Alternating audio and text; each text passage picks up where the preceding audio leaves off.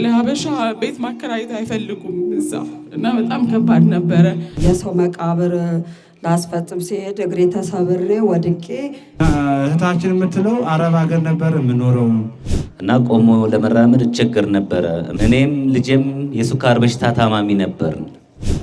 የገና ዋዜማ በአፏ ደም እየመጣ ብዙ ነገር ተሳቃይተን ነበረ በቤት ውስጥ።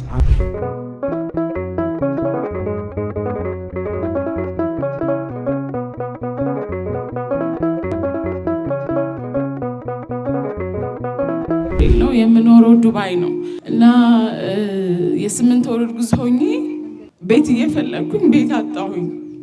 ለሀበሻ ቤት ማከራየት አይፈልጉም እዛ እና በጣም ከባድ ነበረ። ኦልሞስት 2 ወር ያክል ቤት አላገኘሁም ቤት እየፈለግኩኝ። መጨረሻ ላይ አንድ ጋሻ ዲያም የሚባሉ ማውቃቸው ሰው የስውሯን ስዕል አድኖ ሰጥተውኝ ይህን ስዕል አድኖ ይዘሽ ጸልይ ቤት ታገኛለሽ አሉኝ። ስለ ስውሯ ማርያም የማውቀው ነገር አልነበረኝም። ከዛም ስለ ስዕሏን ይዤ ታክሲ ውስጥ ሆኜ ስቅስቅ ብዬ አልቅሼ እባክሽን ቤት ስጭኝ መውለጃ ይቀርበዋል አልኩኝ። ከዛ በሁለተኛው ቀን ኦፊሳቸው ሲሄድ ቤት ሰጡኝና ምስክርነት ልሰጥና መጥቼ መድረክ ላይ ልመሰክር ከልጄ ጋር ልመጣ ተስዬ ነበረ። ይኸው ከልጄ ጋር የ4 ወር ልጅ ናት ልጄ።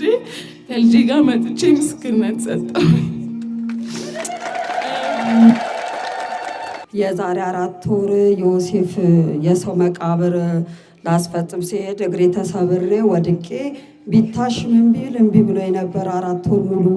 አሁን ጾም ላይ የዛሬ ወር ስውሯ ማርያም ብዬ መጣሁ። በቲክቶክ ነበር ማቃት እና አሁን ቆም ያለው እግዚአብሔር ይመስገን። እልል ብላችሁ አመስግኑልኝ።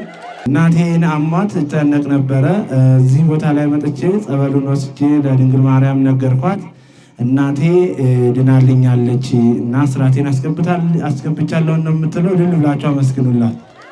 እህታችን የምትለው አረብ ሀገር ነበር የምኖረው፣ ስለዚህ የሐሞት ጠጠር አለብሽ ተብዬ ጨነቅ ነበረ። ከዛም በኋላ በህልሜ ድንግል ማርያም ትታድነኝ አየው። ከዛም በኋላ ጸበሉን ወስጄ እምነቱን ወስጄ ተጠቀምኩ። ከዚያ ከሐሞት ጠጠር ገላግላኛለች፣ ድኛለሁ። እልል ብላችሁ አመስግኑልኝ ብላለች። አመስግኑላት። ከፍተኛ የሆነ የኪንታሮት ህመም ነበረብኝ። በጣም የሚያሰቃይ ህመም ነበረብኝ። ባለሁበት ቦታ ሆኜ ድንግል ማርያም ማሪኝ ብዬ ጸለይኩን። ያው ጸሎቴ ተሳክቶ ሰላም ሆኛለሁ፣ ድኛለሁ። ለክብሯ መገለጫ ይኸው ዣንጥላ ይዤ መጥቻለሁ። አመስግኑልኝ። እግሬን ታማሚ ነበርኩ እና ቆሞ ለመራመድ እቸገር ነበረ። እመቤቴ ደጅ መጣሁ። እመቤቴን ተማጸንኩ። ቅባ ቅዱሱን እምነቱን ተቀባው። ይኸው ዛሬ እንደ ልቤ ቆሜ መራመድ ችያለሁና እኔን የሰማች እመቤቴ እናንተንም ትስማችሁ አመስግኑልኝ ብለዋል። እግዚአብሔርን አመስግኑልኝ። ልጄን ታሞብኝ ነበረ። ስለዚህ የሽንት ቧንቧው ኦፕራሽን መደረግ አለበት፣ ሰርጀሪ መሰራት አለበት ተባልኩኝ። ስለዚህ በኋላ ሰርጀሪ ስውሯ ማርያም ነኝ አልኩኝ።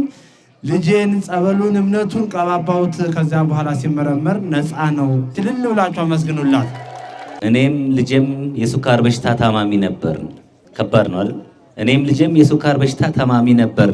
እመቤታችን ደጅ መጣን። እመቤቴን ተማጸነን፣ ጸበሏን ጠጣን፣ እምነቱን ተቀባን። እኔም ልጄም ከሱካር በሽታ ድነን ዛሬ ለምስክርነት መጥቻለሁ፣ ስለቴን አስገብቻለሁ ብለዋል። እግዚአብሔርን አመስግኑላቸው። ልጄ በጣም ጉሮሮ የመተንፈሻ ችግር አለበት ተብዬ በቃ ማሳከሚያ ምንም ገንዘብ የለኝም። በጣም ተጨነቄ ብዙ ነገሮች ደርሰውብኝ ምን እንደማድረግ ብዬ እመቤቴ አንቺ ታውቂያለሽ እያልኩኝ መጣሁኝ። እምነትና ጸበሉን ይዤ ሄድኩኝ። ልጄም ዳነልኝ። እኔም ጨጓራ በሽተኛ ነበርኩኝ። ሙሉ ለሙሉ ከጨጓራ በሽተኛነቴ ድኛለሁ። አንድም ልጅ ቲክቶክ ላይ አይታ በእናትህ ጸበልና እምነቷን ብትሰጠኝ እኔ እግሬ በሽተኛ ነኝና እባክህ አንተ እርዳኝ ስትለኝ ቦታው ለምን ይዤሽ አልሄድም ስላት አይ እኔ መንቀሳቀስ አልችልም እባክህ አለችኝ። እሺ አልኳት። አዲስ አበባ ነው ያለችው። ይዤ ሄድኩኝ። ከዛም በኋላ እዛ ሄድኩና ሰጠዋት። ጸበሉንም እምነቱንም ሰጥቻት በ6ኛው ቀን በጣም የሚገርማችሁ ነገር 7 ቀን ነው ተጠቀሚው አልኳት። በ6ኛው ቀን ፔሬዷ መጣና አቋረጠችው። እያለቀሰ የደወለችልኝ አንቺ አታጥፊው በቃ እመቤቴ ልታድንሽ ነው አይዞሽ አልኳት። እሺ አለችኝ። ትሳስ ላይ ትሳስ አንድ ይዣት መጣሁ። ድና ምስክርነት ሰጥታለች። እልል ብላችሁ እመቤቴን አመስግኑልኝ። አመሰግናለሁ።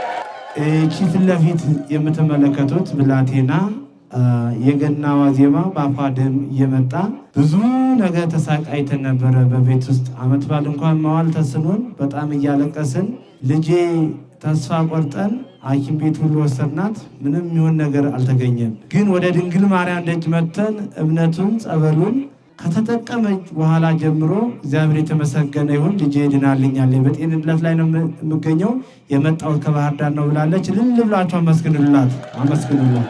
እህታችን የምትለው እህቴ ታማ ነበረ። ከዚያም በኋላ ወደ ስውሯ ማርያም መጥተን ለመናት። መሄድ መንቀሳቀስ አትችልም ነበር። ከዚያም በኋላ እምነቱን ይዘን ሄደን ቀባናት። ስለዚህ እህቴ አሁን መራመድ ጀመረች ነው የምትለው። ልል ብላችሁ አመስግኑላት። 4000 ብር አስገብታለች። የመጣሁት ከጎንደር ነው። ለአንድ ዓመት የመተንፈሻ ችግር ታምሜ ያለ ኦክስጅን አልንቀሳቀስም ነበረ። ያለ ኦክስጅን መንቀሳቀስ አልችልም ነበረ።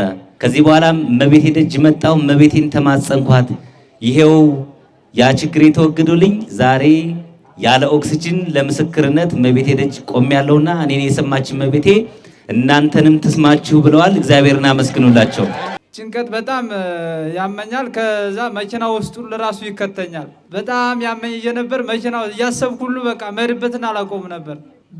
በየት ወዴትም እንደሚወስደኝም አላቆም። መጨረሻ ላይ ነው ከጣላይ እናንተን ካላይ በኋላ ነው ነፍሴን ካወቅኩ በኋላ ነው እንትን የምለው። ስለዚህ አሁንም መብርሃን ወላዲተ አምላክ ወዴት ነው መሄድ እያልኩ ገዳም ስፈልግ እዚህ ጋር መብርሃን ወላዲተ አምላክ እዚያ አለች የሚባል ስውሯ ማርያም አለች የሚባል ሰማሁ።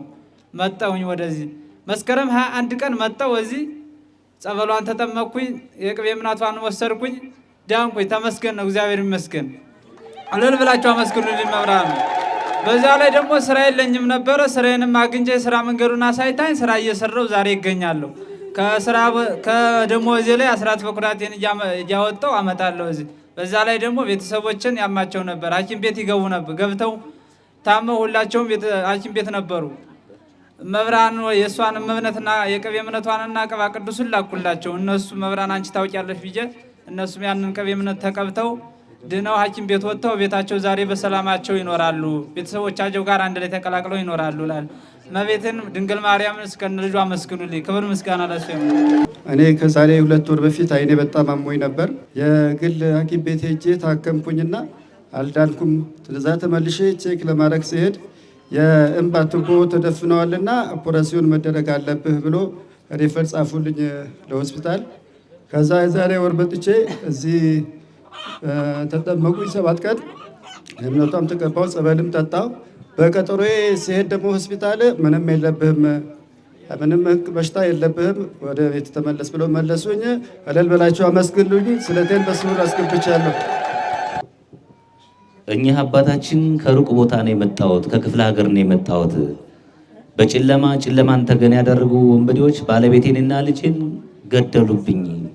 ለመቤቴ መጣው፣ መቤቴን ተማጸንኳት። እነሆ በስውር መጥተው በድብቅ መጥተው ልጄንና ባለቤቴን የገደሉ ሰዎች መቤቴ ያጋልጣቸው ለፍርድ ቀርበዋል እና እንባዬን ስላበሰችልኝ መቤቴን አመስግኑልኝ ብለዋል። እግዚአብሔር የተመሰገነ ይሁን። ፊት ለፊት ላይ የምትመለከቷት እህታችን ወንድሟ ነው። ለብዙ ጊዜ በወገብ ህመም ይሰቃይ ነበር ይሄ የምታዩት ወጣት። ስለዚህ እዚህ ቦታ ላይ ይዤው መጣው፣ ተጠመቀ፣ እምነቱን ሁሉ ተሰጠው። ከዚያም በኋላ ከወገብ ህመም አሁን እግዚአብሔር የተመሰገነ ይሁን ድኖልኛል ነው የምትለው። ልል ብላችሁ አመስግኑላት፣ አመስግኑልኝ።